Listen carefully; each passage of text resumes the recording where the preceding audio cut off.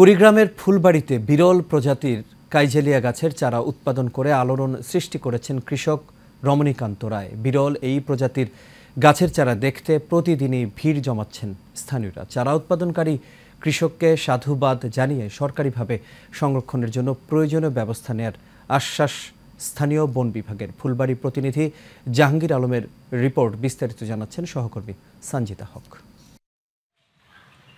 Asia মহাদেশে মাত্র ৫টি গাছের মধ্যে বাংলাদেশের রংপুর সহ উত্তরাঞ্চলের গর্ব শতবর্ষী কারমাইকেল কলেজে ২টি কাইজেলিয়া গাছ রয়েছে। এই গাছটির আদি নিবাস সেনেগালের দক্ষিণাঞ্চলে।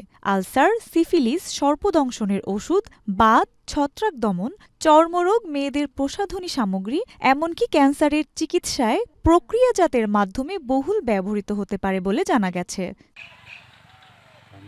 কুড়িগ্রামের ফুলবাড়িতে হরিপ্রিয়া নামে নার্সারিতে বিরল প্রজাতির কাইজেলিয়া গাছের বীজ থেকে ১৪টি গাছের চারা উৎপাদন করে এলাকায় আলোড়ন সৃষ্টি করেছেন কৃষক রমণীকান্ত রায়।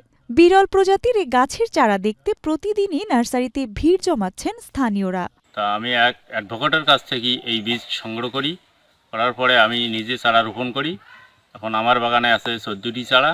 তা শুনেছি এটা মহাঔষধি গাছ, আলসার, ক্যান্সার ও সর্পদংশন কাজে লাগে। তা আমি চাই এই গাছগুলান যেন শিক্ষা প্রতিষ্ঠানে বা মন্দির মসজিদে লাগায়। চারাগুলো আমি জীবনে দেখি নাই, চারাগুলো খুব ঔষধি বলে মনে হচ্ছে এবং অনেক এলাকার বহু লোক আসিয়া গাছগুলো দেখে যাচ্ছে। আমি জীবনেও এই গাছ দেখি নাই, আজ এই প্রথম দেখলাম। অনেক মানুষ এই গাছটা দেখার জন্য এখানে আসতেছে। বিরলে গাছের ফল থেকে চারা উৎপাদন করায় কৃষক রমণীকান্ত রায়কে ধন্যবাদ জানিয়েছে ফুলবাড়ি উপজেলা বন বিভাগ। প্রাইভেট নার্সারির মালিক রমণীকান্ত কয়েকটি ফল সংগ্রহ করে চারা উৎপাদন করেছে। তার চারাগুলো খুব সুন্দর হয়েছে এবং জনগণের মধ্যে এই চারা নেওয়ার জন্য ব্যাপক সাড়া ফেলে দিয়েছে।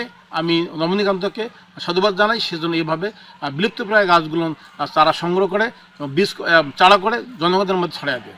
সঞ্জিতা হক, এশিয়ান টেলিভিশন।